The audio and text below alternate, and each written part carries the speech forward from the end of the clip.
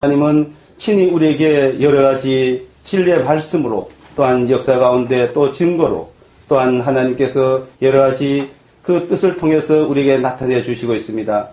아직까지 그것을 알지 못하는 사람들에게 이 사실을 나타낼 수 있도록 친히 우리를 통해서 역사해 주시옵소서. 이 한 시간 이 자리에 참석하지 못한 심령들이 있으면 어느 곳에 있든지 주님께서 친히 함께해 주시기를 바랍니다. 세계 곳곳에 또한 주님 이름 모이는 곳마다 주님께서 함께해 주시옵소서. 또한 하나님의 온전한 뜻만 나타낼 수 있도록 도와주시기를 바랍니다. 사탄 마귀는 여러 가지로 하나님을 알지 못하도록 방해하고 하나님을 대적하고 있는 일들이 많지만 하나님은 그 모든 것을 능히 이기고 하나님의 뜻을 나타내 주심을 감사합니다. 우리는 그것을 더욱이 올바로 알고 우리가 주님 앞에 살아가는 모든 생활이 될 수 있도록 친히 역사해 주시옵소서. 이 한 시간 온전히 주님께 부탁드리면 우리를 구원해 주신 예수 그리스도의 이름으로 기도드리옵나이다. 아멘. 반갑습니다. 오늘이 11월 10일입니까? 네. 오늘 이렇게 모처럼 여러 지역에서 함께 모였습니다. 서로 간에 큰 힘이 되고 우리가 이렇게 하나로 모여있는 것처럼 그리스도 안에서 주님의 합당한 뜻 가운데서 하나가 된다면 정말 우리 그리스도인으로서 살아가는 가장 보람된 그런 삶이지 않는가 그렇게 생각이 듭니다. 예수님도 12제자로부터 시작됐지 않습니까?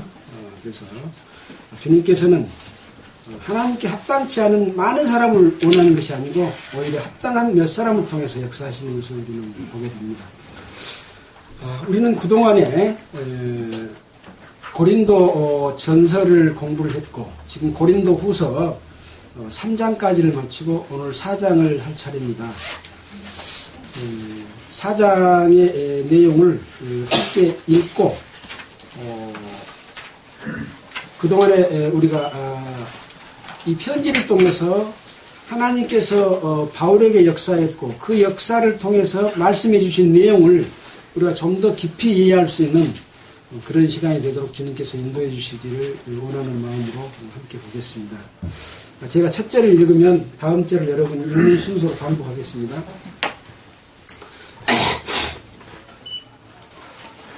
고린도 후서 4장 1절 이러함으로 우리가 이 직분을 받아 긍휼의 풍성하심을 입은 대로 낙심하지 아니하고 일의 숨은 부끄러움이 이르를 부리고 계율 가운데 행하지 아니하며 하나님의 말씀을 본받지 아니하고 오직 진리를 나타내므로 하나님 앞에서 각 사람의 양심에 대하여 스스로 청구하노라.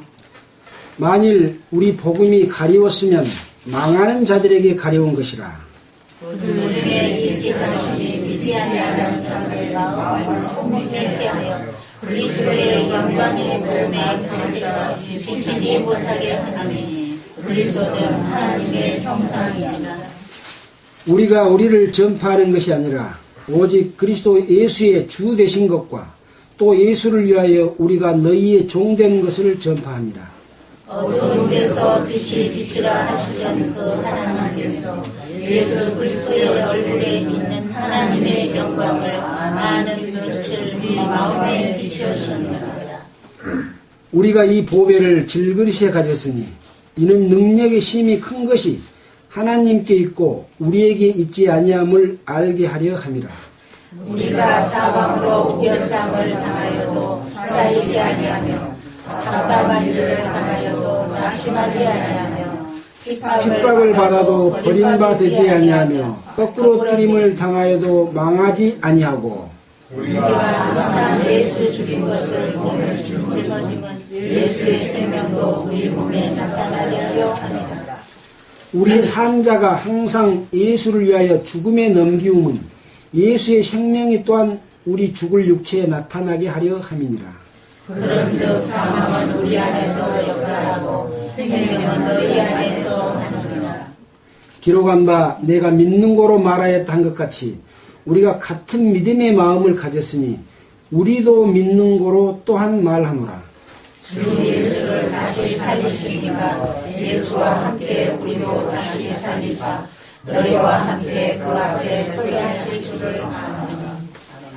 모든 것을 너희를 위하여 하는 것은 은혜가 많은 사람의 감사함으로 말미암아 더하여 넘쳐서 하나님께 영광을 돌리게 하려 함이라. 그러므로 우리가 낙심하지 않으려니 겉사람은 혹여나 우리의 속은 날로지어도다. 우리의 잠시 받는 환난에 경한 것이 지극히 크고 영원한 영광에 중한 것을 우리에게 이루게 하매니 우리를 돌아보는 것은 보이는 것이 아니요 보이지 않는 것이니 보이는 것은 잠깐이요 보이지 않는 것은 영원한 입니다. 고린도 후서 4장의 내용을 함께 읽었습니다. 고린도 후서를 기록하게 된 경위에 대해서는 말씀을 드렸죠. 고린도 전서를 보내놓고 그 고린도 전서를 통해서 잘못된 삶을 돌이켜서 하나님의 뜻이 합당하게 사는 사람이 있는가 하면은 돌이키지 않고 자기들의 욕심을 쫓아 행하는 사람들은 이 편지를 굉장히 비난하고 비방하면서 자기들이 팔을 만들어 놓고 그 팔을 통해서 부유하고 배부르며 왕노릇했던 이것을 더욱 공고히 하기 위해서 상대편을 비방하고 교회를 나누는 하나님께서 우리에게 주신 서로 사랑하라는 계명을 거역하는 이런 일로 나타났습니다. 그래서 중간에 한번 바울이 급하게 고린도를 방문했지만 결국 방문한 뜻을 이루지 못하고 돌아와서 눈물의 편지로 중간에 한번 보냈다. 그런 내용이 성경을 통해서 볼 수가 있는데 이 내용은 성경의 기록상에 없다는 말씀을 드렸죠. 성경학자들이 그렇게 보고 있죠. 또 그래서 이제 다시 고린도 후서를 기록하게 된 그런 상황이라고 볼 수가 있습니다. 자, 그러면 1장부터 3장까지 내용을 여러분 기억하시겠습니까? 공부하고 나면 또 앞에 무슨 일이 있었지 하고 잊어버리게 되죠. 그래서 한번 잠깐 되짚어 보면은 1장에서는 이런 상황이 있었기 때문에 바울 자기 자신이 하나님의 뜻으로 말미암아 예수 그리스도의 사도가 됐다 하는 점에 대해서 다시 한번 강조를 합니다. 그러면서 여러분에게 이런 편지를 보내는 것은 그 반대하고 서로 갈등하는 사람들로 말미암아 서로 환난과 핍박과 고난을 받는다는 그런 상황이 있었죠. 그래서 위로한다는 그런 취지에서 말씀을 하게 됩니다. 그 다음에 우리와 그러니까 바울과 함께 동행하는 사람들과 고린도에 있는 사람들 간에 그로 인해서 갈등이 일어나게 된 거죠. 그래서 무려 고린도후서 1장에 우리라고 하는 말이 31번 나오고 너희라고 하는 말이 26번까지 나왔다고 하는 내용 중에서 본다면 우리와 너희와의 관계가 하나님 앞에서 회복되기를 바라고 하나님의 위로를 받기를 원하는 그런 취지의 내용이 1장에 들어있습니다. 그래서 2장에서는 그런 상황 가운데 있는데 한번 다시 갔지만은 그 뜻을 이루지 못하고 돌아와서 눈물의 편지를 보냈다 그랬지 않습니까? 그 2장에서의 내용은 다시 근심으로 고린도에 가지 않는 것은 너희를 아끼려 한다. 그런 취지입니다. 이 말은 무슨 말이냐면 가면은 가서 그 사람들을 향해서 옳지 않는 것에 대해서 징계하고 또 심하게 말을 할까 싶어가지고 가지 않았다. 또 한편으로는 이 고린도 전서와 눈물 편지를 보냄으로 말미암아 그것을 듣고 돌이켜 있는 사람들이 있었기 때문에 가지 않는 그런 내용에 대해서 말씀을 하면서 너희 속에 그런 분란과 소요를 일으키고 잘못하는 이런 사람들이 이미 너희들로부터 어떤 그 징계를 받았지 않느냐. 차라리 너희는 그런 사람들을 용서하라 라는 말을 하면서 사랑을 나타내라 이렇게 말을 하고 있는 것을 본다면 정말 바울은 복음을 전하는 자의 입장에서 복음을 전하고 그 고린도 교회의 성도들을 얼마나 사랑했는가 라고 하는 것을 우리가 느낄 수가 있었죠. 반면에 그것을 받아들이지 않고 계속해서 자기들의 세를 형성하고 팔을 유지하려고 하는 사람 입장에서는 이 바울을 배척하는 일들이 반복해서 일어나게 됩니다. 그래서 3장에서는 그런 일로 말미암아 바울을 업신여기고 무시하고 바울을 도외시하는 그런 상황이 발생됨으로 말미암아서 내가 다시 여러분들에게 내 스스로를 다시 청구할 필요가 있느냐? 지금 청구를 몇 번 하게 됩니까? 고린도의 복음을 전할 때 자기 자신을 하나님의 사도라는 것을 알렸고, 또 고린도 전서를 통해서 여러 번 알렸고, 또 눈물의 편지를 보냈고, 내가 정말 하나님의 뜻으로 말미암아 사도 됐다고 하는 것을 여러 번 이야기했는데 또다시 나를 자천하랴? 내가 나를 스스로 청구하랴? 라고 하는 말을 했다고 하는 것은 얼마나 그 상황이 어려운 가운데 있었나, 이런 것을 엿볼 수가 있습니다. 지금의 상황하고 틀림없다고 볼 수 있겠죠. 복음을 받고 구원을 받은 사람들이 팔을 만들어 놓고 자기의 욕심을 위해서 이익을 추구하면서 자기 팔을 반대하고 옳은 말을 함으로 말미암아 핍박받는 자들을, 올바른 자들을 향해서 얼마나 비난하고 그 사람들 말 듣지 말아라, 거기 가지 말아라 말하고 있습니까? 또다시 우리가 자천해야 되겠습니까? 우리가 그런 말을 해야 되지 않겠습니까? 네, 그런 상황입니다. 그러면서 말하기를, 여러분들에게 편지를 하는데 먹으로 쓰는 것이 아니요 바로 육의 신비에, 마음의 비에다가 편지를 썼다. 마음의 비에다 쓰려고 하면 먹으로 쓸 수가 없잖아요. 그럼 누가 그걸 썼냐? 어떤 재료로 썼냐? 바로 우주 만물을 창조한 능력의 하나님 아버지의 영으로 내 마음에 썼는 것을 여러분들이 내 마음을 읽었다. 우리의 마음을 읽었다. 또 나도 여러분의 마음을 읽은다. 서로 우리는 그리스도 안에서 하나 됐고 영으로서 서로 통하고 있지 않느냐 라고 다시 한번 확인하고, 말하자면 스스로를 위로하는 그런 그 마음으로 3장의 내용을 썼습니다. 그러면서 자기 욕심을 따라 행하는 자들에게는 그것은 바로 율법과 은혜를 비유하면서 그것은 없어질 것이고 없어질 영광이다. 우리는 영원한 영광 가운데서 서로 지금 교제하고 사랑을 나누고 복음을 전하고 있지 않느냐라고 이야기를 하면서 율법과 은혜, 또 정죄의 직분과 의의 직분을 이렇게 비교하면서 설명을 해주면서 3장의 내용이 끝났습니다. 3장 18절의 내용을 한번 읽어보면서 그 뒤로 이어가도록 4장을 보도록 하겠습니다. 3장 18절이죠. 우리가 다 수건을 벗은 얼굴로 거울을 보는 것 같이 주의 영광을 보매 저와 같은 형상으로 하여 영광으로 영광에 이르니 곧 주의 영으로 말미암음이니라. 그래서 이 복음을 받았다고 또 하나님을 안다고 하지만 이 복음주의자들이 율법을 도입해서 자꾸 어떤 행위를 요구하고 충성을 요구하고 바치는 것을 요구하고 하면서 토색을 해냈거든요. 그러니까 그런 선한 행위를 요구하는 경우가 어디가 있었습니까? 갈라디아에서 있었지 않습니까? 예수를 믿는 것만으로는 구원이 아니야. 할례를 받고 율법을 지켜야 돼. 율법은 뭡니까? 선한 행위를 요구하는 것입니다. 인간의 의의를 요구한 것입니다. 그런 영향이 이 고린도에 이런 말을 하고 있는데, 예루살렘에서 유대로부터 온 자들이 계속해서 바울이 전해놓은 교회에다가 이 선한 행실, 율법의 요구 또는 이스라엘의 유대교를 갖다가 파급시키는 그런 걸로 인해서 복음을 혼란하게 만들어버린 그런 상황이었습니다. 그래서 그때 보면은 수건을 벗은 얼굴로 거울을 보는 것 같이 우리가 주의 영광을 본다. 그러나 여러분들은 우리하고 교제를 통해서 주님의 순전한 복음을 듣고 보고 지금 우리가 서로 통하고 있지 않느냐라는 말씀하죠. 자, 여기 보면 거울로 보는 것 같이 본다 그랬는데 거울로 보면 선명하게 보였을까요? 선명하게 보였다 그럴 수도 있고 희미하게 보였다고 할 수도 있는데, 사실은 거울로 보는 것 같이 주의 영광을 본다고 했는데 선명하게 보지 못했습니다. 그때 당시 거울은 지금 이런 거울이 아니고 청동으로 만든 그 구리 거울이어서 보기는 본데 희미한 윤곽만 보이는 그런 상황입니다.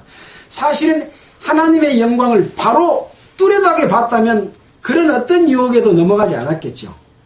예, 그래서 그러면서도 주의 영광을 보매 우리가 그 주의 영광의 같은 형상으로 화해서 영광으로 영광에 이른다. 이런 그 바울 스스로도 위로를 하고 지금 핍박받고 있는 고린도에 있는 교회의 성도들도 위로하는 그런 위로의 말씀을 했습니다. 자, 4절입니다. 이러함으로 그 앞에 것이 설명이 연결이 안 되면 이러함으로가 무엇 뜻인지 모르겠죠. 바로 수건을 벗은 얼굴로 그 다음에 그 전에 주의 영이 교신 개수는 자유함이 있다. 수건을 벗은 얼굴로 보는 것 같이 주의 영광을 본다. 이러함으로 우리가 이 직분을 받아. 지금 이 직분은 무슨 직분이겠습니까? 바로 의의 직분이고 또 사도의 직분이고 또 그리스도 안에서 올바르고 살게 하려고 하는 이런 직분이죠. 자, 그것을 말씀을 통해서 본다면 3장 6절을 한번 보면은 6절에 뭐라고 되어 있습니까? 우리로 새 언약의 일꾼. 이 직분이라는 것은 새 언약의 일꾼의 직분이죠. 또 그 다음에 8절에 보면 이것을 영의 직분이라고 했습니다. 영의 직분이라고 했는데 영의 직분은 반대로 뭡니까? 의문의 직분이죠. 율법의 직분이죠. 근데 우리는 영의 직분이고 은혜의 직분이라는 것이죠. 그 다음에 9절에 또 직분이 나오죠. 9절에 정죄의 직분과 의의 직분이 나오는데 여기서 우리가 이 직분을 받아 그것은 의의 직분을 받았다. 그런 이야기죠. 그러니까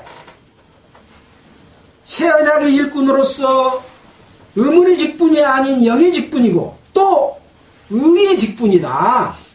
이것을 왜 강조하겠습니까?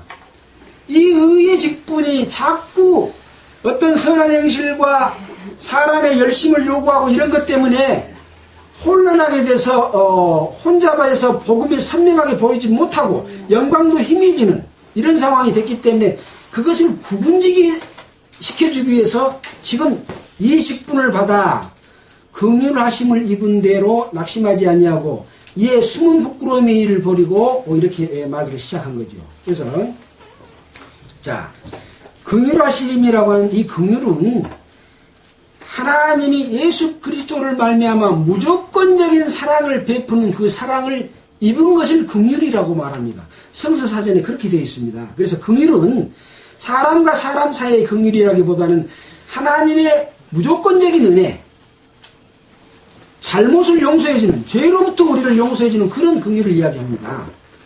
자, 그러므로 이에 숨은 부끄러움의 일을 버리고 괴율 가운데 행하지 아니하며, 괴율은 뭡니까? 속일 괴, 속일 흉, 야릇하고 간사스럽게 속인다. 교활하고 간교하게 속인다는 것이죠. 자, 숨은 부끄러움의 일을 버리고 간사하게 속이지 않는다. 그러면 부끄러운 일만 말하겠습니까? 여기서 부끄럽다는 말은 얼른 말하면 고린도 교회에 음행하는 자들이 있었죠. 또 우상 숭배하는 자들이 있었죠. 이런 부끄러움을 이야기하겠지만 뒤에 계율 가운데 행하지 아니하며 하나님의 말씀을 혼잡게 아니한다는 하는 것으로 봤을 때 그런 육체적인 죄보다는 그리스도의 복음을 가지고 자기의 이익의 수단을 삼는 경우가 더 많았기 때문에 뒤에 계율 가운데 행하지 아니하며 하나님의 말씀을 혼잡게 아니하고 오직 진리를 나타내므로 이렇게 표현을 한 겁니다. 자, 여기 혼잡게 아니한다는 말씀 가운데서 우리가 2장에서도 그런 내용을 봤죠. 2장 몇 절입니까? 2장 17절입니다. 바로 그 앞에 있죠. 우리는 수다한 사람과 같이 하나님의 말씀을 혼잡하게 하지 아니하고 곧 순전함으로 하나님께 받은 것 같이 하나님 앞에서와 그리스도 안에서 말하노라. 바울의 일행과 바울은 수다한 사람들과 같이 하나님의 말씀을 혼잡게 하지 않고 순전하게 하나님께 받은 것 같이 말한다. 그도 하나님 앞에서와 그리스도 안에서 무엇을 말합니까? 이미 자기 유익을 위해서 순수한 믿음을 바꿔서 이익의 도구로 삼아야 되니까 거짓말을 할 수밖에 없는 겁니다. 왜 거짓말을 합니까? 성경은 그렇게 안 되어 있거든요. 거저 받았으니 거저 주오라고 되어 있지 않습니까? 또 바울은 고린도 전서를 통해서 복음 전하는 자들이 어떻게 살고 사도의 권한을 어떻게 쓰지 않고 살았다고 하는 것을 몸소 실천했고 그것을 보여줬지 않습니까? 근데 그 사람들은 그렇게 하지 않고 뭡니까? 킹제임스 성경에 보면은 수다한 사람들, 톰슨 성경에 보면 수다한 사람들 뭐라고 되어 있냐면 복음의 사역을 생계의 수단으로 삼는 자, 세상의 지식으로 복음을 변질시킨 자들, 유대주의자들 이렇게 톰슨 성경에 그 옆에 해설로 그렇게 붙여놨습니다. 이 사람들이 지금 누굽니까? 고린도에 팔을 만들어 놓고 자기 유익을 구하면서 교회를 혼잡하게 만들고 복음의 순시성을 바꿔놔버렸다는 얘기예요. 지금 교회가 그러고 있죠. 예수 그리스도의 복음을 전해놓고 돈을 받고 복음 전하는 것을 직업으로 삼아요. 그런 게 어디가 있습니까? 네. 이런 것이 초창기 교회에도 있었지만 이런 모습을 주님 오실 때까지 교회의 상황을 그대로 보여주고 있는 아주 너무나 명백하고 정확하고 혼잡스럽지 않고 분명한 그런 내용을 우리에게 보여주고 있다는 것을 이 말씀 속에서 또 반복해서 우리가 알 수가 있습니다. 자,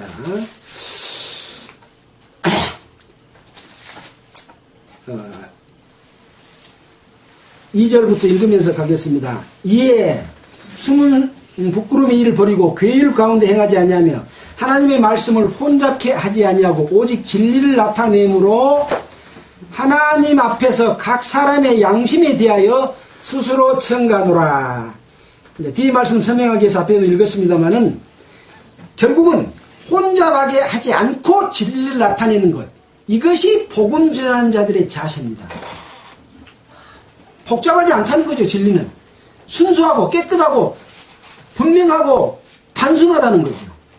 근데 뭐가 그렇게 복잡합니까? 믿는 것이고 신학이고 학문이고 가르치는 것이 뭐가 그렇게 복잡합니까? 성경 읽어보니까 복잡한 게 하나도 없더라고요. 왜? 그것을 이야기합니다. 그러면서 처음에 청거 이야기에 나왔지요. 하나님 앞에서 여러분 각 사람에 대해서 스스로 청거한다. 양심에 청거를 한다라고 말씀하시죠. 이게 양심에 끓이끼는 사람이 있겠죠. 이 편지를 보고 그 사람들 어떤 사람이겠습니까? 자기 이익으로 도구로 삼는 사람들은 이 말씀에 대해서 양심이 찔리겠습니까? 찔리지 않겠습니까? 이거 찔릴 텐데 이거 보고도 마음에 양심이 안 찔린 사람이 얼마나 많아요. 자기 공적을 나타내서 더 좋은 자리에 가고 능력이 있다는 교주로부터 평가받아가지고 그 자기 이 위치를 더 공고히 하려고 그러기 위해서 하고 있지 않습니까? 자, 3절입니다. 만일 우리 복음이 가리웠으면 망하는 자들에게 가리운 것이라. 그 중에 이 세상 신이 믿지 않은 자들의 마음을 혼미케 하여 그리스도의 영광의 복음의 광채가 비치지 못하게 함이니 그리스도는 하나님의 형상이니라. 자, 지금 고린도 교회에 복음을 가리는 자들이 있다. 근데 그 가리는 자들이 그 가리는 것은 망하는 자들에게 가려운 것이다. 녹화됩니다. 방송 안 나가고 있어요. 방송 나가는데. 아, 예. 아닌데.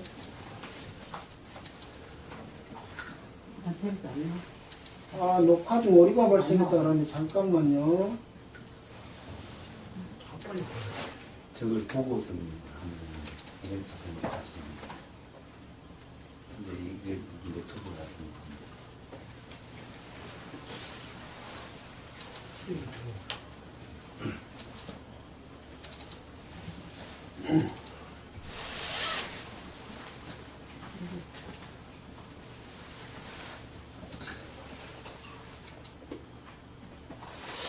인터넷 방송이 조금 그런 경향이 있습니다. 자, 이 망하는 자들이 있는데 이 망하는 자들은 어떤 자들이 망하냐? 지금 거짓 선지자들 있지 않습니까? 구원받았다고 하지만 그것을 자기 욕심의 도구로 삼고 있지 않습니까? 근데 정말 하나님 앞에 하나님의 은혜를 구하기 위해서 온 사람들은 망하는 자에게 들어가지 않습니다. 바울이 전해준 말을 보고 분별을 해서 그것을 받아들이게 됩니다. 근데 그것을 분별치 못하는 사람들은 속에 옳지 않는 마음을 가지고 예배당회를 나가고 그 고린도 교회에서도 그들을 따르는 자들, 육신을 쫓아 행하는 자들은 망하는 자들에 속하는 것이죠. 다 망하는 게 아니다는 얘기죠. 근데 누가 그걸 그렇게 하냐? 이 세상 신이 믿지 않은 자들의 마음을 혼미케 하여 그리스도의 영광의 복음의 광채가 비치지 못하게 한다는 거죠. 결국은 복음을 전한다고 하면서 팔을 만들어 놓고 자기 유익으로 유익을 삼는 사람들은 누가 그렇게 한다고요? 이 세상 신이 그 속에서 역사에서 복음의 광채를 가리우는 역할을 하게 되는 겁니다. 본인들은 그것을 알까요? 모를까요? 알지도 모르고 모를지도 모르겠습니다. 양심이 맡겨야 되겠죠. 자, 그리스도는 하나님의 형상입니다. 그래서 다른 골로새서에 보면 그는 보이지 않은 하나님의 형상이요. 또 빌립보서 2장 6절에 보면 그는 근본 하나님의 본체시라고 하는 것이죠. 그 하나님의 형상을 참으로 본다면은 그런 짓을 안 해야 되지 않겠습니까? 자, 5절입니다. 우리가 우리를 전파하는 것이 아니라 오직 그리스도 예수 주 되신 것과 또 예수를 위하여 우리가 너희의 종된 것을 전파하니라. 정말 아주 엄청나게 귀중한 말씀을 내가 했습니다. 우리가 우리를 전파하는 것이 아니다. 바울과 바울의 일행은 우리를 나타내고 우리를 전파하는 것이 아니다. 내 바울팔을 만들기 위해서 전파하는 것이 아니다. 뭘 전파했다고요? 오직 그리스도 예수의 주 되신 것과 또 예수를 위하여 우리가 너희의 종된 것을 전파한다. 지금 팔을 만들어 놓고 왕노릇한 사람들이 내가 너희의 종이다 그러고 전파할 수가 있습니까? 내가 너희의 주인이니까 바쳐라 그렇게 전해야 돈을 낼 거 아닙니까? 내가 여러분들의 종이다 그러면 네 열심히 일해 그러고 주인들이 말할 거 아닙니까? 당연히 너는 해야 될 일이야. 옛날에 종들이 월급을 받았습니까? 집에서 먹여준 것만 먹었지. 지금처럼 월급 받고 일하는 사람들 아니에요. 그때 종은 완전히 불임을 당하는 예속된 자들이었습니다. 노예였습니다. 근데 내가 여러분의 종이다 그렇게 말을 해요? 지금 목사들이 그렇게 여러분의 종이다 라고 말합니까? 하나님이 종이다 그렇게 말을 하지요. 그래야 자기 권위가 높아지니까. 이거 웃기는 이야기입니다. 완전히 사람을 속이고 있는 겁니다. 여기 뭐라고 아까 속인다고 그랬어요? 괴율로 간사하고 교활하고 악독하게 속이는 거죠. 뭐 하려고? 돈 긁어내서 자기 배부르고 먹고 살고 권력 가지고 통치하고 다스리려고. 왜 이 모든 내용들이 이렇게 다 그것을 향해서 바울이 서신서를 보내서 내용을 이야기하고 있을까요? 우리에게 주는 교훈이 더 크다고 볼 수도 있겠습니다. 자, 6절입니다. 어두운 데서 빛이 빛이라 하시던 그 하나님께서 예수 그리스도의 얼굴에 있는 하나님의 영광을 아는 빛을 우리 마음에 비추셨느니라.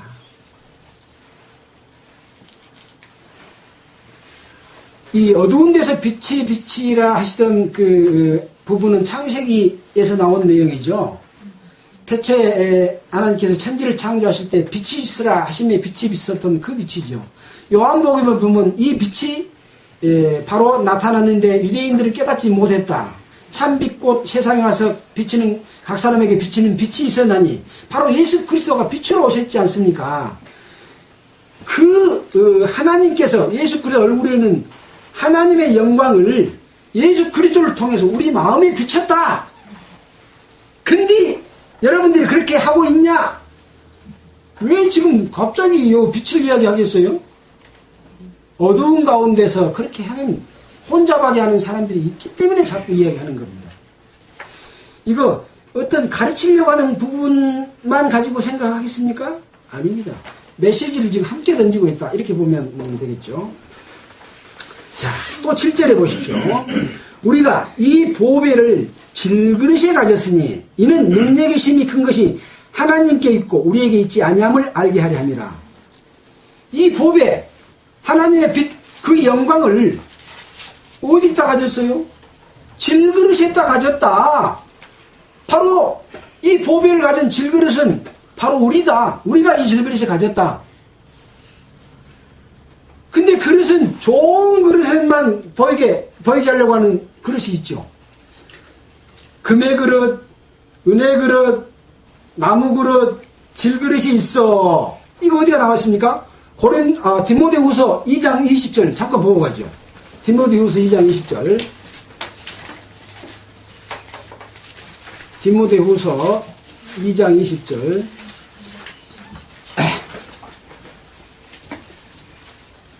큰 집에는 금과 은의 그릇이 있을 뿐 아니요 나무와 질그릇도 있어 귀에 쓰는 것도 있고 천에 쓰는 것도 있나니 그러므로 누구든지 이런 것에서 자기를 깨끗하게 하면 귀에 쓰는 그릇이 되어 거룩하고 주인의 쓰심에 합당하며 모든 선한 일에 예배함이 되리라 라고 말씀하셨지 않습니까? 그러니까 분명히 금의 그릇도 있고 은의 그릇도 있다고 하는 것은 그 사람마다 주는 은사가 틀리고 역량이 틀린데 다만 어떨 때 귀에 쓰느냐, 금그릇에서 귀에 쓰는 것이 아니고 깨끗게 자기를 깨끗게 하면 귀에 쓰임을 당한다는 것이죠. 금그릇에가 은그릇에가 똥이 묻어 있으면 그 그릇을 쓰겠습니까? 첫째는 깨끗하게 하는 것이죠. 깨끗하게 하는 것은 무엇을 이야기합니까? 죄를 짓지 않고 자기의 욕심을 따라서 행하지 않는 것을 깨끗하게 하는 거라고 하는 거죠. 자, 이 보배를 질그릇에 가졌다. 그럼 바울은 뭡니까? 나는 질그릇이다. 바울이 질그릇이면 요새 금그릇 될 사람이 있겠습니까? 바울이 질그릇인데 금그릇.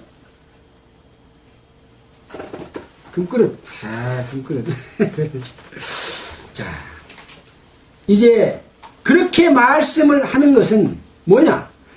능력의 힘이 큰 것이 하나님께 있고 빛깔 좋은 금그릇인 우리에게 있지 않다. 바로 우리는 질그릇이고 능력은 하나님께로서 나타나서 질그릇 속에 들었지만 이런 하나님의 능력과 은혜와 모든 영광을 베풀고 있지 않느냐. 근데 지금 금그릇 노릇을 하고 있는 사람이 있다. 그래서 질그릇을 이야기한 거죠. 그런 사람이 없는데 질그릇을 괜히 이야기합니까? 그런 것을 알게 하려 함이라. 제발 좀 알아라. 또 마이크를 귀에다 대고 말을 일일이 하나씩 해줘야 안 되겠습니까? 8절입니다. 우리가 사방으로 우겨쌈을 당하여도 쌓이지 아니하며 답답한 일을 당하여도 낙심하지 아니하며 핍박을 받아도 버림받지 아니하며 거꾸로 뛰임을 당하여도 망하지 아니하고.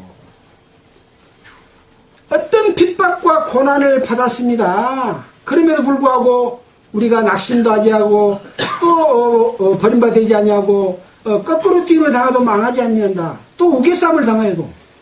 지금 이 고린도 후서를 쓰는 것은 3차 전도 여행에 에베소에서 고린도 전서를 썼고 그 다음에 에베소에서 마케도냐로 갔죠. 마케도냐로 가서 또 빌립보로 가서 지금 고린도 후서를 썼다고 싹적은 그렇게 보고 있지 않습니까? 이 여행 가운데서 얼마나 많은 핍박과 고난이 당하고 있었는지는 우리가 사도행전을 공부하면서 지금까지 공부하면서 봤지 않습니까? 그런 우겨싸움을 당했어도 결국은 거기서 다 풀려났던 그런 것들을 우리가 봤지 않습니까?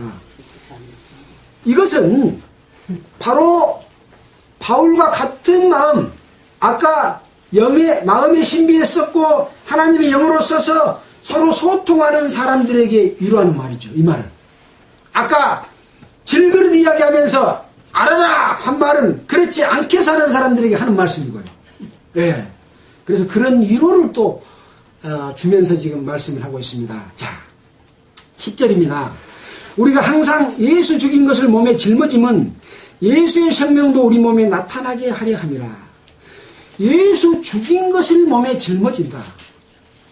바울은 날마다 죽노라, 그런 말씀하셨죠. 또 항상 그 죽음을 짊어지고 다녔습니다.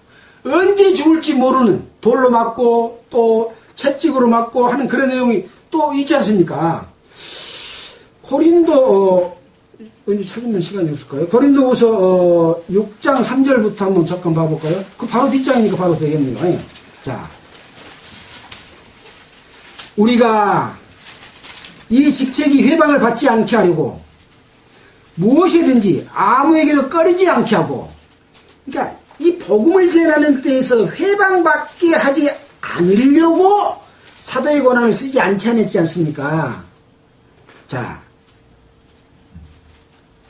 오직 모든 일에 하나님의 일꾼으로 자천하여 많이 견디는 것과 환난과 궁핍과 곤란과 매맞음과 갇힘과 요란한 것과 수고로움과 자지 못함과 먹지 못함과 깨끗함과 지식과 오래 참음과 자비와 성령의 감화와 거짓 없는 사랑과 진리의 말씀과 하나님의 능력 안에서 이런 고난과 핍박을 짊어지고 다녔습니다.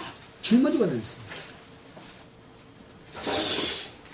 예수 죽음에 동참하지 못하면 생명 가운데 동참할 수 있습니까? 죽음에 동참 못한 사람은 생명 가운데 동참할 수가 없습니다. 그래서 고난을 받지 않는 사람은 위로가 없는 겁니다. 여러분, 위로받고 싶으십니까? 하나님으로부터 영광 받고 싶습니까? 그러면 반드시 고난과 핍박과 방금 뒤에 줄줄이 읽었던 이런 것을 우리가 날마다 짊어지고 다닐 때 항상 위로와 항상 감사와 항상 영광 속에서 살 수가 있습니다. 우리가 그렇게 살지 못한다면 뭔가 우리에게 문제가 있습니다. 왜 그렇게 살지 못하고 있습니까? 여러분 편합니까? 여러분 즐겁습니까? 그렇게 산다면 뭔가 왜 우리는 고난이 없지 하고 고민해 봐야 되지 않겠습니까?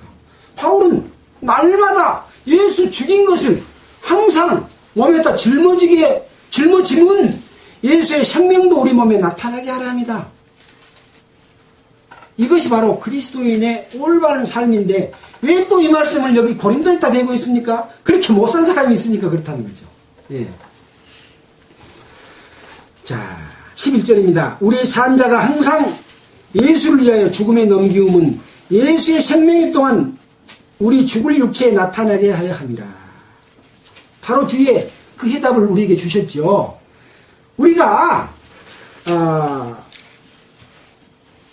우리 죽을 육체에 또한 예수의 생명이 나타나게 하려 한 것이다. 그렇게 말씀하고 있습니다. 12절입니다.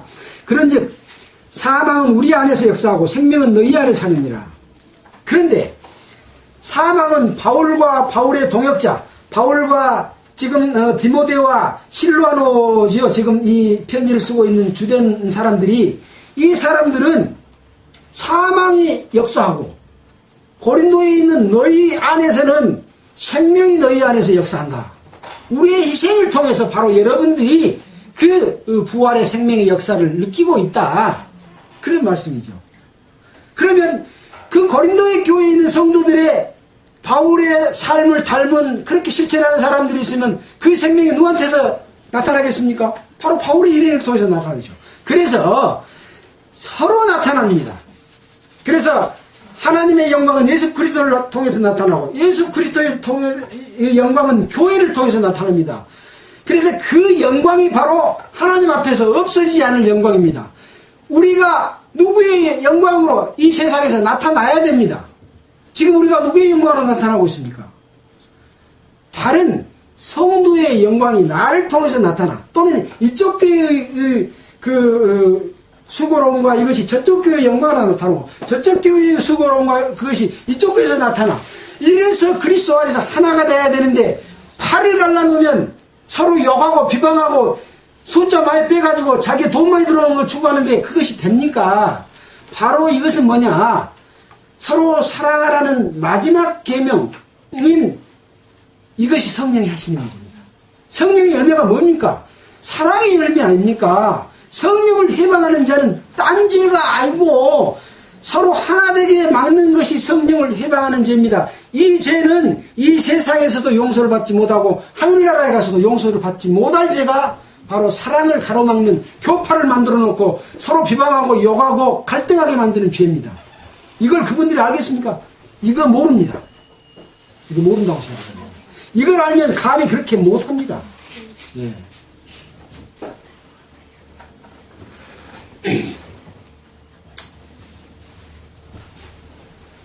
사망은 우리 안에서 역사하고 생명은 너희 안에 사느니라. 기록한 바 내가 믿는 거로 말하였던 것 같이 우리가 같은 믿음의 마음을 가졌으니 우리도 믿는 거로 또한 말하노라. 여기 보니까 같은 믿음의 마음을 가졌다. 고린도 교회 성도들하고 지금 우리 바울의 일행하고 같은 믿음을 가졌는데 우리도 믿는 거로, 그 말은 뭔 말입니까? 우리도라고 하는 것은 딴 사람도 믿는다는 이야기죠. 너희도 믿고 있고 우리도 믿는다. 우리도 믿는 거로 말하노라. 주 예수를 다시 살리시니가 예수와 함께 우리도 다시 살리사. 우리도 살린단 말은 너희도 살린단 말이 그 속에 들어있습니까? 안 들어있습니까? 들어있습니다. 우리도 믿고 너희도 믿고 예수와 함께 우리도 살리고 너희도 살린다. 그렇습니다. 그렇게 되어 있습니다. 혼자만 살고 저쪽에는 죽는 게 아닙니다. 교회가 함께 사는 겁니다. 함께 믿는 겁니다. 너희와 함께 그 앞에 서게 하실 줄 아노니.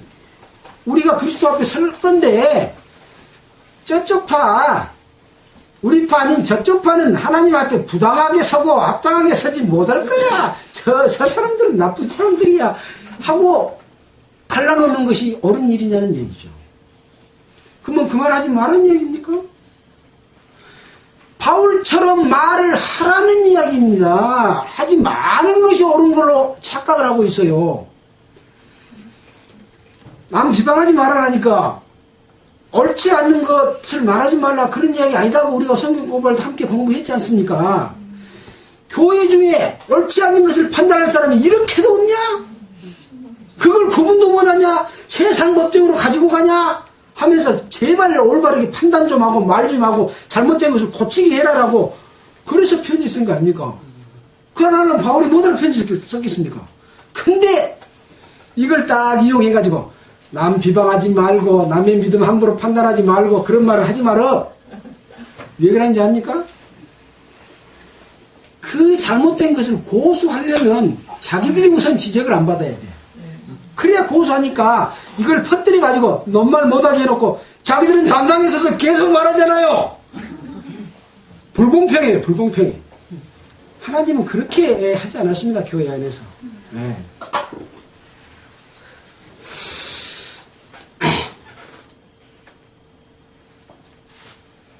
자, 15절입니다.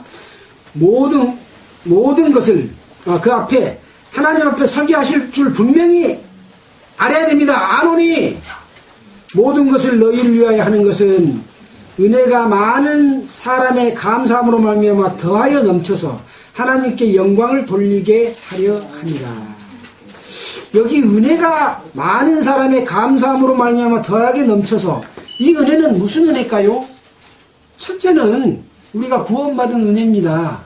근데 구원받은 은혜만 넘칩니까? 아닙니다. 여기 은혜는 성도를 서로 돕는 사랑을 나타내는 은혜가 넘쳤습니다. 구원받는 것은 아주 죽었다가 살아나는 새 생명을 얻는 것이에요. 그건 기본입니다. 그 다음에 넘치는 더 큰 은혜는 뭐냐?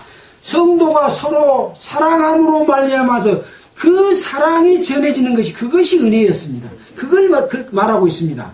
자, 그래서 여기 은혜에 그래놓고 기억 그래서 반주에 보면 고린도후서 1장 11절, 고린도후서 9장 11절, 12절 이렇게 써놨습니다. 무슨 은혜인가 한번 봐라. 그럼 9장 11절 한번 볼까요? 고린도후서 1장 11절부터 한번 봅시다. 고린도후서 1장 11절. 너희도 우리를 위하여 간구함으로 도우라. 이는 우리가 많은 사람의 기도로 얻은 은사를 인하여 많은 사람이 기도해주는 은사를 이야기하고 있습니다. 은혜를 이야기하고 있습니다. 그 다음에 고린도 후서 9장 11절 한번 볼까요? 어떤 거기는 은혜인가요? 9장 11절.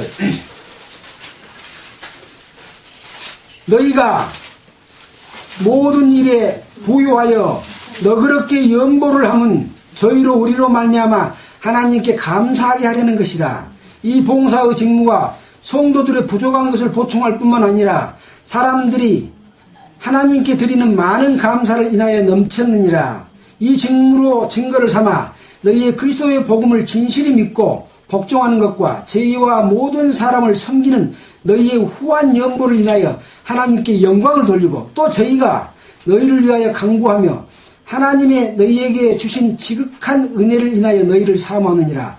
말할 수 없는 그의 은사를 인하여 하나님께 감사하노라. 지금 무슨 이야기 지금 여기 하고 있습니까? 성도를 돕는 연보에 대해서 말하고 있고 이 은혜가 주고받으면서 넘쳤습니다. 지금 이 고린도 교회에 이런 말씀 할까요? 그렇지 못하니까 하는 거예요.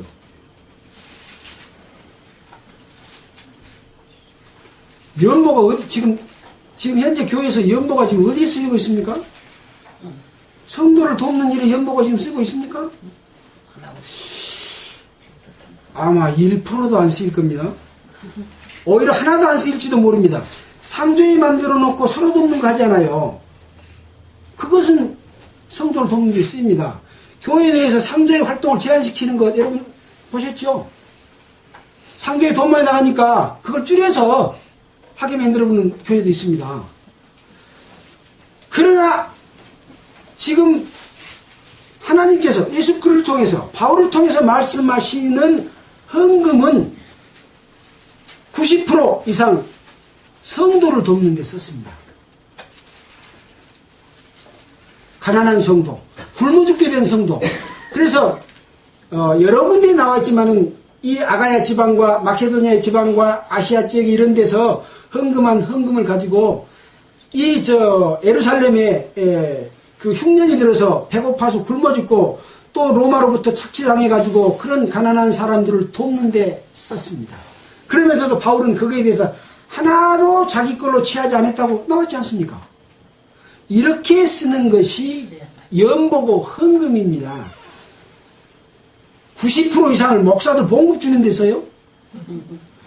성경에서 목사가 있습니다. 목사와 교사가 있는데 그 목사와 교사는 지금 있는 목사와 교사하고는 전혀 다릅니다. 가르치는 입장에 있는 사람들이 목사고 교사입니다.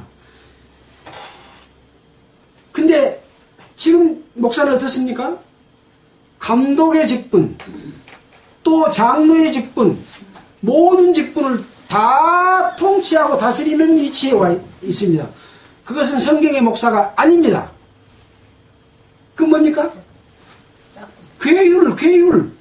아까 괴율이 뭐라고 그랬어요? 야릇하고 간사스럽게 속임, 교활하고 강교하게 속이는 겁니다. 지금 성도들이 다 속아서 이 돈 내서 목사들 월급 주는 것이 당연한 걸로 생각하고 있습니다. 성경에 어디가 그렇게 되어 있습니까?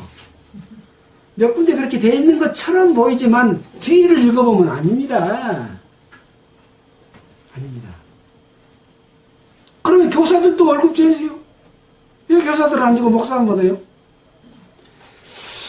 근데 세상에서는 목사를 그래도 어저께 그런 말씀 하셨죠. 우대해주고 인정해주는 풍토가 있다고요.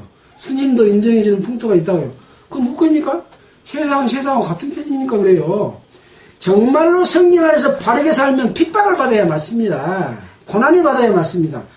그래서 그리스도인의 삶과 예수의 성령의 인도하심을 받는 삶과 마귀의 인도하심을 받는 삶은 그냥 보면 압니다.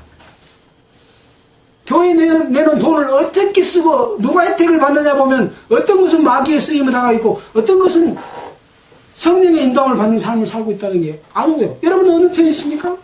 이 말씀을 듣는 모든 사람은 어느 편이 있습니까? 양심에다가 딱 두고 생각을 해보면 답은 딱 나와봅니다. 그러면 나중에 주님 앞에 섰을 때 자기는 어디 갈 거예요? 영광이 있어요 없어요? 없어요. 다 불타서 없어질 집이나 풀이나 나무의 영광입니다. 그것은 주님 것만 딱 남아있는 거예요. 주님 것 뭐예요? 예수의 죽음을 몸에다가 항상 짊어지고 사는 삶만 남는 거예요. 그리고 나는 질그릇이고 내 속에 있는 하나님의 영만, 그 능력만 나타나는 거예요. 근데 대접을 받아요? 대접을 깨부려야지. 대접 받으면 안 되잖아요. 예, 예. 안 됩니다. 안 됩니다. 제발 좀 성경으로 돌아가야 됩니다. 여기 사람 많이 끌어다니면 뭔 의미가 있습니까? 교회가 이렇게 넓게 분포되어 있는데 그 속에 그 메시지가 전달돼서 옳지 않는 것을 걸러내고 옳은 사람들이 함께 교제해야 됩니다. 팔을 뛰어넘어야 됩니다. 파괴벽을 무너뜨려야 됩니다. 이 성령의 역사가 사람을 통해서 강물처럼 흘러서 그런 역사가 이루어지기를 우리가 기도하고 노력해야 되겠다. 그런 생각이 듭니다. 자, 이제 그 이후로는 쭉 읽어서 마무리를 하도록 하겠습니다. 자, 16절입니다. 그러므로 우리가 낙심하지 아니하노니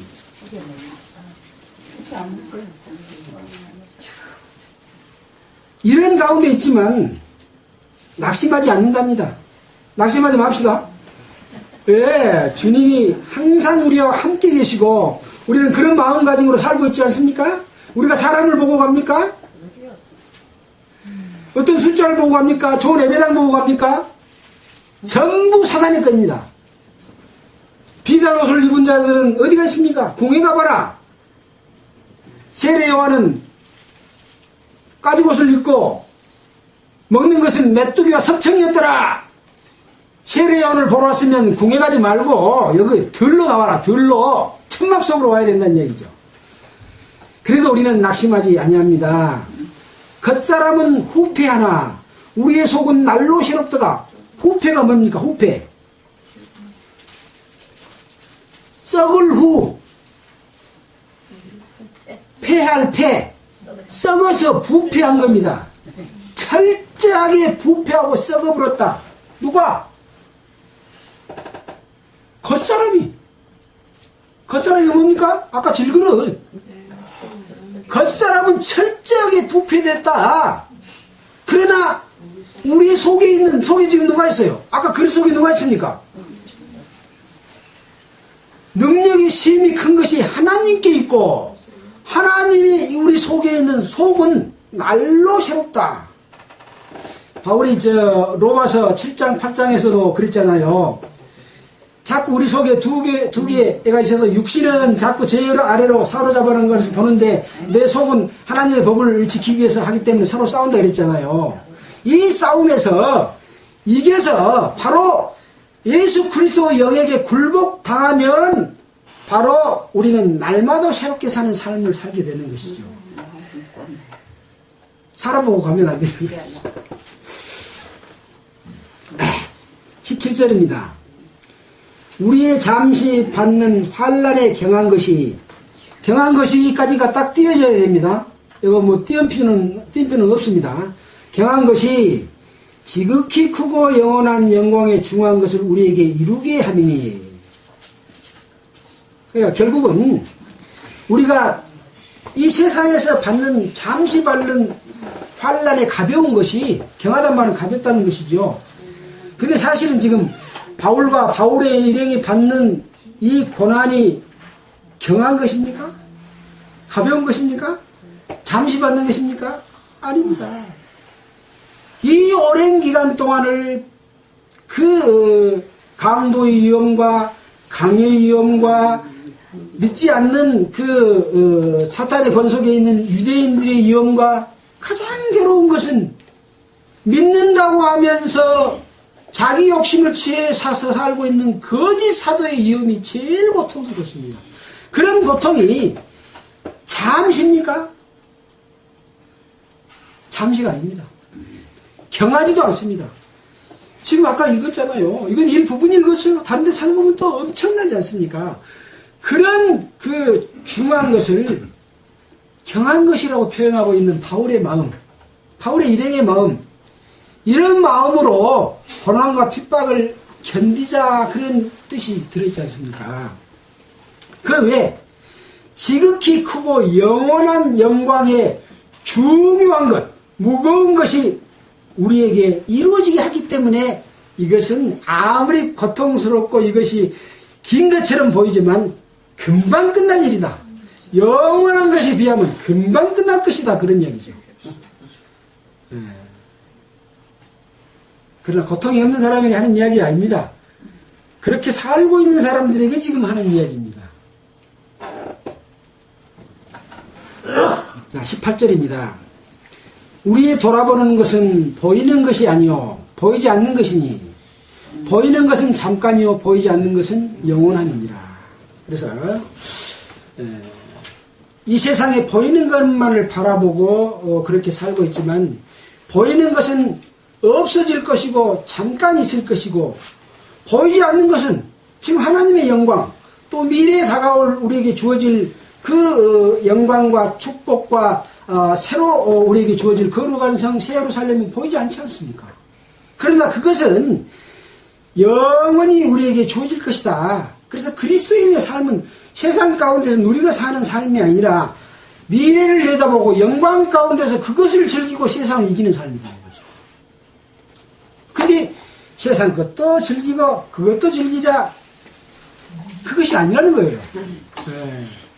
뭐 저도 그렇게 못 살고 있어서 항상 마음이 아프고 어떻게 그런 삶을 살까 하는 그런 기도를 합니다만은 우리는 우리 스스로가 선택해서라도 그런 그 핍박과 고난을 주님의 뜻이 우리를 통해서 통과되는 과정 가운데서 내 몸이 던져지고 철저하게 후패되고 버려지는 그런 삶을 살 때 내 속에서는 더욱 존귀하게 되고 더욱 영광스럽게 되고 그 영광이 다른 사람의 영광으로 끼쳐지는 그런 삶이 되지 않는가 그렇게 생각이 듭니다. 뭐 제가 이렇게 말씀을 드렸습니다마는 또 저보다도 성경을 더욱 깊게 깨닫고 더 많은 경험과 실천 속에서 사는 사람들이 계실 텐데 제가 이렇게 말씀을 드립니다. 그러나 결코 저는 이것을 저 자랑으로 생각하지 않고 이것을 깨우쳐 주신 것도 저는 주님이라고 생각하고 감히 제 입을 통해서 이렇게 말씀하는 것을 정말 오히려 죄송스럽게 생각하는 부끄럽게 생각하는 그런 마음으로 살고 있습니다. 기도하겠습니다. 하나님 아버지 참으로 감사를 드립니다. 오늘은 고린도 후서 4장을 통해서 정말 바울 사도를 통해서 하나님이 고린도 교회에 잘못된 것을 바로잡기 위해서 하신 말씀을 통해서 우리가 큰 위로와 우리가 어떻게 살 것을 배웠습니다. 주님, 고린도 교회의 그 모습이 그때만 끝난 것이 아니고 현재 주님이 오시기 직전인 이 마지막 교회는 더 엄청나게 부패되어 있고 자기 욕심을 따라서 살고 있는 그런 교회가 되어버렸습니다. 정말로 종교화 되어버린 교회만을 본다면 위로가 되겠지만은 함께 복음을 믿고 깨달았던 분들이 정말 욕심을 따라서 행하는 그러한 잘못된 거짓 사도의 길을 가게 된 것은 너무나 가슴 아픈 일입니다. 그들에게 어떻게 능력으로 바울이 고린도에 보낸 편지처럼 우리가 그들에게 말씀할 수 있을까요? 우리를 통해서 역사해 주시기를 간절히 바라고 원하면서 우리를 보내주신 예수님 이름으로 기도했습니다. 아멘. 찬송 신청해 주십시오.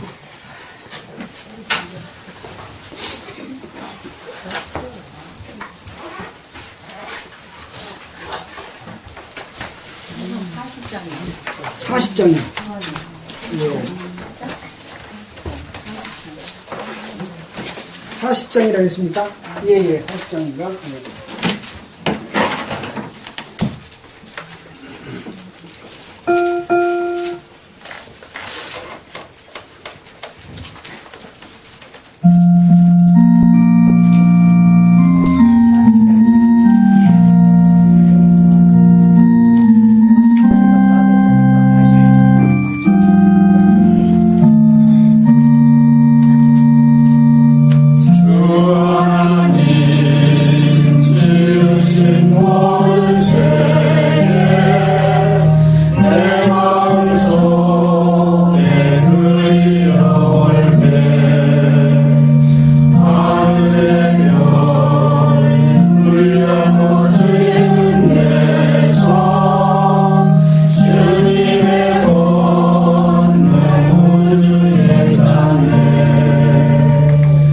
주님의 영혼이 하심을 내 영혼이 찬양하네.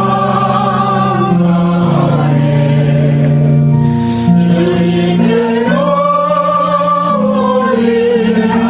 하심을 내 영혼이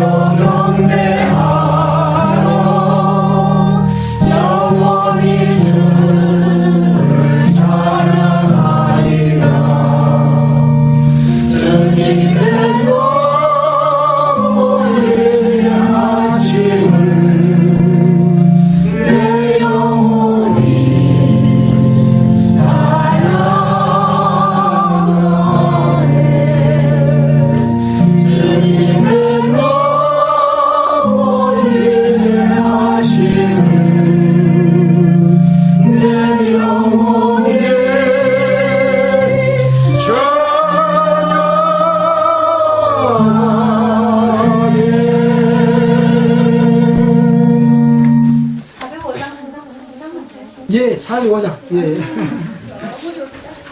너무 좋아. 한 손이 너무 좋아.